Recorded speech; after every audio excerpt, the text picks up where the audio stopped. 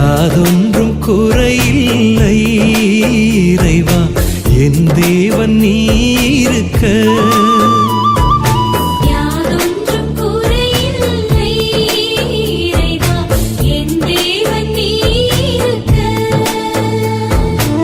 இருள் சூழ் பள்ளத்தாக்கில் இறைவா நான் நடக்க நேர்ந்தாலும்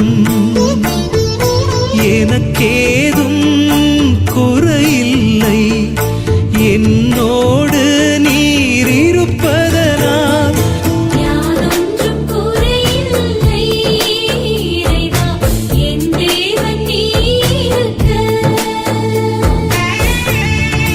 பல பேர் பழி பாவம் இறைவா என் மீது சொன்னாலும்